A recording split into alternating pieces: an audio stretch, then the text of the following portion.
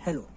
आज मैं आपको इंटरमीडिएट का जो एग्ज़ाम है बिहार बोर्ड क्लास 12 का, जो बिहार सरकार के द्वारा मॉडल पेपर जो सबमिट दिया गया है उसका मैं ऑब्जेक्टिव का सॉल्यूशन बताऊंगा।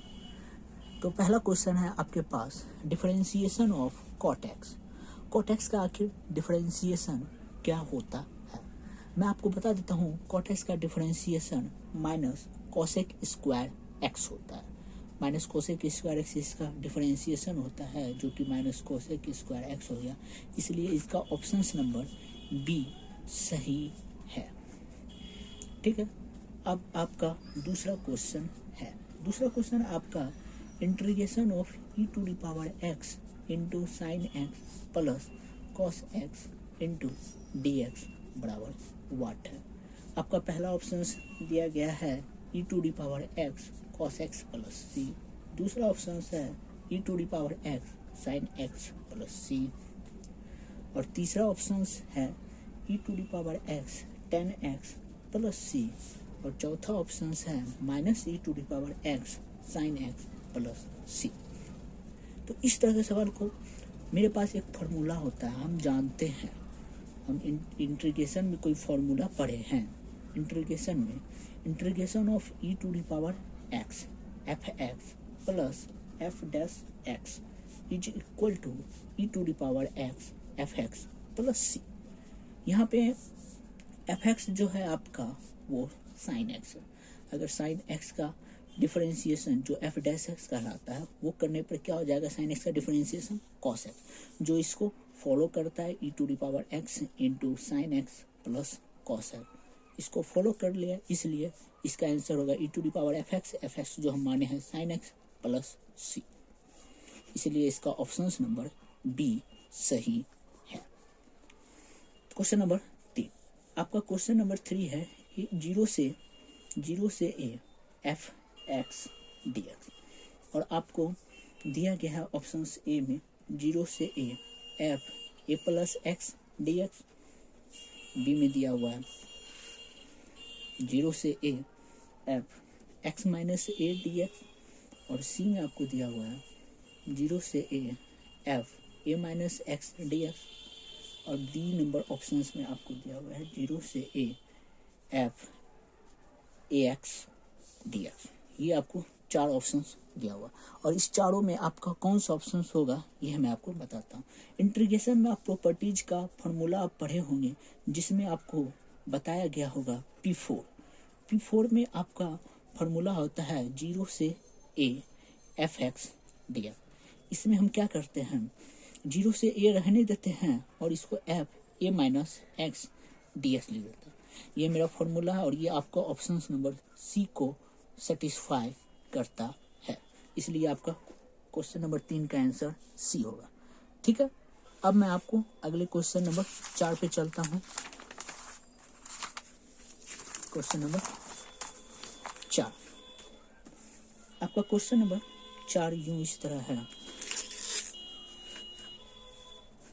क्या क्वेश्चन नंबर 4, डी बटे d x into log a to the power x is equal to what. आपका पहला ऑप्शन है 1 बटे a to the power x, दूसरा ऑप्शन है एक्स लॉग ए, तीसरा ऑप्शन है एक्स, और चौथा ऑप्शन है लॉग ए। ठीक है। तो हम डिफरेंशिएशन का कुछ फॉर्मूला आप जानते होंगे, जिसमें से लॉग एक्स का डिफरेंशिएशन क्या होता है, डिफरेंशिएशन ऑफ लॉग एक्स, जिसका फॉर्मूला होता है 1 बटे एक्स। इसलिए differentiation of log a to the power x, x की जगह पे आपका क्या है, a to the power x है, तो इसमें भी हम एक्स की जगह पे a to the power x रख देंगे, जो आपका ऑप्शन नंबर ए को सेटिस्फाई करता है। इसलिए क्वेश्चन नंबर 4 का ये आंसर सही है। क्वेश्चन नंबर 5 पे चलते हैं। F dash a x plus b plus minus b into d x is equal to what. आपका ऑप्शन नंबर ए में है f a x plus minus b plus c. Option number b में है 1 बटे a f a x plus minus b plus c. Option number c में है 1 बटे b f a x plus minus b plus c. Option number d में है 1 बटे a b f a x plus minus b plus c. तो इस type का question आपको शायद नहीं पढ़े होंगे या फिर जानते होंगे, मैं आपको बता देना चाहता हूँ। We know that integration of d y बटे डी एक्स, या फिर हम इसको लिख सकते हैं इंटीग्रेशन ऑफ वाई डैश। ये आपका मान y होता है। इंटीग्रेशन और डिफरेंशिएशन एक दूसरे का विरोधाभास होता है, तो इसका मान y होता है। उसी तरह हम यहाँ पे करते हैं integration of f dash a x plus minus b d x. ये डैश जो आपका इंटीग्रेशन को कट कर देगा तो बचा f a x plus b, और आपका x का जो कोफिशिएंट है a वो आपका बटे में चल जाएगा प्लस c। ये आपका ऑप्शन नंबर बी को फॉलो करता है, इसलिए आपका ऑप्शन नंबर बी सही है। अब क्वेश्चन नंबर हम 6 की ओर चलते हैं। आपका 6 नंबर क्वेश्चन क्या है वो हम निकालते हैं। तो आपका 6 नंबर क्वेश्चन है 0 से लेके 4 तक dx बटे में रूट है। ये आपका हम, और आपका पहला ऑप्शन दे दिया है 0, दूसरा ऑप्शन 2, तीसरा ऑप्शन 4, चौथा ऑप्शन डी 8। तो सॉल्यूशन में हम लिखेंगे वी नो डैट, एक तो हमको फॉर्मूला पता होना चाहिए। We know that integration of 1 बटे रूट एक्स डी एक्स का फॉर्मूला होता है 2 रूट एक्स। ये आपका फॉर्मूला होता है, इसलिए हम यहाँ पे 0 से लेकर 4 तक डी एक्स बटे रूट एक्स का फॉर्मूला हम यहाँ पे पुटअप करेंगे। 2 आपका कॉन्स्टेंट टर्म में जो आपका बाहर आ जाएगा 0 से लेकर 4 तक। 2 रूट 4 माइनस रूट 0, रूट 0 का मान तो 0 ही हो जाएगा, इसलिए 2, और ये 2 minus 0, 2 minus 0 is equal to 2 दूनी 4। ये आपका ऑप्शन नंबर सी को फॉलो करेगा। आपका ऑप्शन नंबर सी सही है, ठीक है। अब हम आगे क्वेश्चन पे चलते हैं, क्वेश्चन नंबर 7 पे। क्वेश्चन नंबर 6 आपका कंप्लीट हो गया। अब क्वेश्चन नंबर 7, आपका क्वेश्चन नंबर 7 में दिया हुआ है इंटीग्रेशन 0 से 1 dx बटे 1 प्लस एक्स। पहला ऑप्शन आपको दिया हुआ है log 1, दूसरा ऑप्शन आपको दिया हुआ है log 2, तीसरा ऑप्शन आपको दिया हुआ है log 3, और चौथा ऑप्शन आपको दिया हुआ है log 4, ठीक है। तो यहाँ पे सॉल्यूशन आई बराबर हम लिखते हैं 0 से 1 dx बटे 1 प्लस एक्स। अब हम इस तरह के सवाल को हमको पुट किया जाता है 1 plus x is equal to t put कर लेते हैं। Differentiating with respect to x, x का differentiation dx is equal to dt। जब हम पुट किए हैं तो हमको x का भी मान यहाँ पे पुट करना पड़ेगा। इफ x बराबर जब 1 रखेंगे तो t बराबर क्या हो जाएगा 1 प्लस 1 2।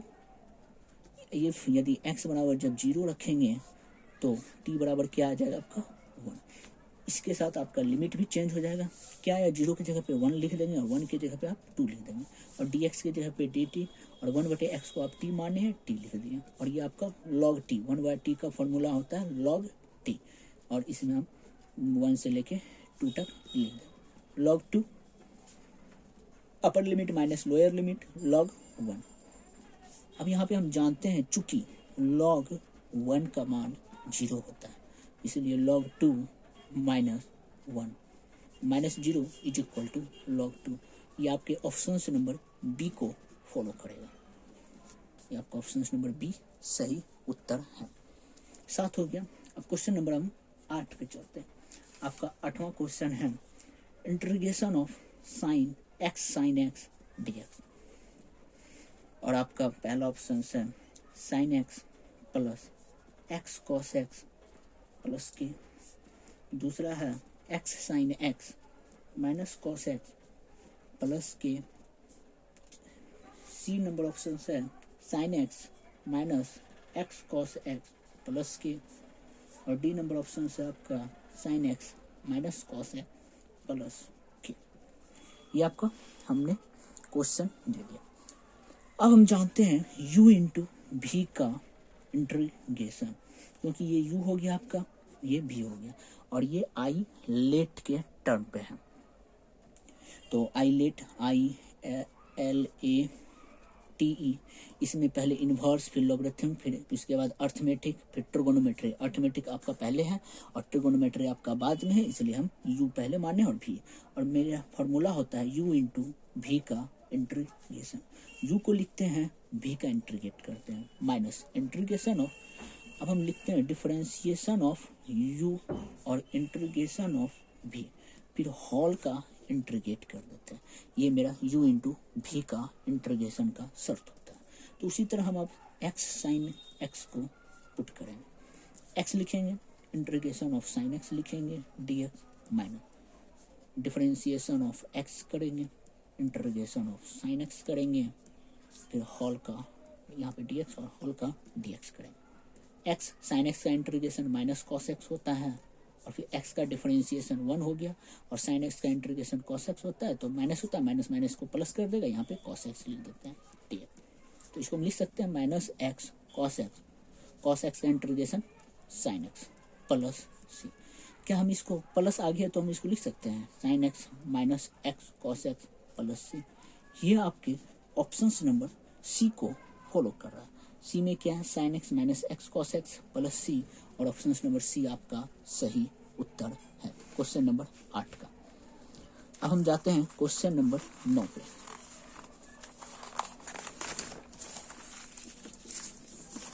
क्वेश्चन नंबर 9 पे, क्वेश्चन नंबर 9 आपका क्या, इंटीग्रेशन ऑफ 0 से pi by 2 sine cube theta d theta, ये आपका क्वेश्चन नंबर 9 दिया हुआ है, जिसका आपके पास ऑप्शंस दिया हुआ है 4/3 बराबर वाट है और b बराबर 3/2, c बराबर 2/3 और d बराबर 3/4। तो इसको सॉल्व करने के लिए फर्स्ट ऑफ ऑल हमको साइन क्यूब का फॉर्मूला होना चाहिए। एक हम फॉर्मूला जानते हैं साइन 3a बराबर 3 sine a minus 4 sine cube a, इसी से हम साइन क्यूब का मान निकालेंगे। साइन क्यूब a बराबर साइन मतलब 3 sine a minus sign 3a/4 लिख सकते हैं। अब हम उसको तोड़ रहे हैं 0 से पाई/2 साइन क्यूब a को इसी पे तोड़ रहे हैं, इसको हम i मान लेते हैं। तो i बराबर लिखते हैं 0 से पाई/2 3 साइन, यहाँ पे आपका थीटा है तो थीटा के टर्म में लिखेंगे 3 sine theta minus sine 3 theta into d theta.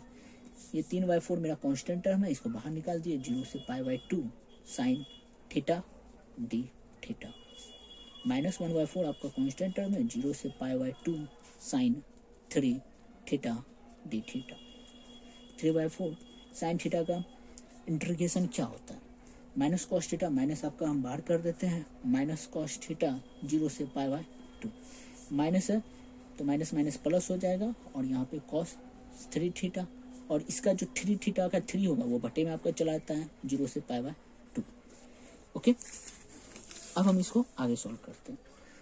तो ये माइनस 3/4 इंटू कॉस थीटा की जगह पे हम upper limit pi minus lower limit cos 0 रख देते हैं, प्लस 4/3 नहीं 4 × 12 1/12 हो जाएगा आपका into cos 3 theta pi minus cos 3 0 लिख दिए। अब माइनस 3/4 कॉस 180/2 मतलब 90 का मान 0 और कॉस 0 का मान 1 प्लस 1/12, ये हो गया आपका 90 270 और 270 का मान आपका 0 होता है और 0 का मान 1 होता है, तो ये माइनस हो जाएगा, माइनस माइनस प्लस 3/4 और ये आपका माइनस 1/12 हो जाएगा। 12 आपका एलसीएम हो जाएगा तो 3/3 9 में से 1 जाए 8/12 और ये आपका 4 दूनी 8 4 × 12 12 में कट जाएगा तो ये 2/3 आपका सही आंसर है ऑप्शन नंबर सी। ये आपका ऑप्शन नंबर सी को फॉलो करेगा। क्वेश्चन नंबर 9 इतना बड़ा क्वेश्चन है जो आप सॉल्व कर सकते हैं इस तरह से। अब हम चलते हैं क्वेश्चन नंबर 10 पर। आखिर मेरा क्वेश्चन नंबर 10 क्या है,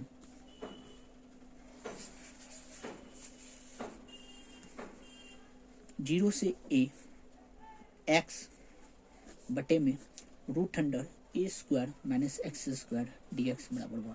क्वेश्चन में यहाँ पे 2 बार dx दे चुका है, वो गलती से क्वेश्चन छप गया है dx, इसलिए आप उससे पैनिक मत होइएगा, घबराइएगा नहीं कि 2 बार क्यों दिया है, वो गलती से छप गया है इसलिए आप घबराइएगा। ऑप्शन नंबर सी में a है और d बराबर 1/a²। सॉल्यूशन करते हैं तो पहले हम मान लेते हैं आई बराबर 0 से a x बटे root under a square minus x square d. अब हमें ये एक्स स्क्वायर का टर्म ऊपर से हटाना, तो क्या हम पुट कर सकते हैं a square minus x square बराबर t. Differentiating with respect to x करेंगे, इसका तो 0 हो जाएगा, कांस्टेंट टर्म है -2x dx बराबर dt। तो हम इसमें x dx बराबर dt बाय -2 लिख सकते हैं। अब हम चेंज किए हैं तो आपका लिमिट भी चेंज हो जाएगा। इफ़ x बराबर जब हम 0 रखेंगे तो t बराबर क्या हो जाएगा a स्क्वायर। इफ़ x बराबर जब हम a रखेंगे तो t बराबर क्या हो जाएगा 0। तो इससे आपका लिमिट भी चेंज हो गया। लिमिट आपका 0 की जगह पे a स्क्वायर और a की जगह पे 0 हो गया, और यहाँ पे आपका x dx की जगह पे क्या dt बटे -2 और 1 बटे, इसको हम √t लिख सकते हैं। अब हम मेरा कांस्टेंट टर्म है 1/2 को बाहर निकाल देते हैं और ये माइनस इसकी लिमिट को चेंज कर देगा, तो इस तरह से आपका बदल देगा। और √t का इंटीग्रेशन ऑफ 1/√x dx का 2√x होता है। तो 1/2 लिख दिए और √t के जगह पे t रख के 0 से a स्क्वायर लिख दिए। इसलिए i बराबर 2 कैंसिल हो गया। अब upper limit a square minus 0, इसलिए i बराबर a स्क्वायर। ये आपका ऑप्शन नंबर बी का सॉल्यूशन, ये आपका सही उत्तर है। अगर आपको वीडियो पसंद आए तो लाइक कीजिए, शेयर कीजिए और सब्सक्राइब कीजिए, और इसके आगे का सॉल्यूशन मैं अगले वीडियो में आपको दूंगा। इसलिए आप कृपया कर वीडियो को ज़्यादा से ज़्यादा शेयर कीजिए और ज़्यादा से ज़्यादा लोगों को इनका लाभ उठाने दीजिए। Thank you.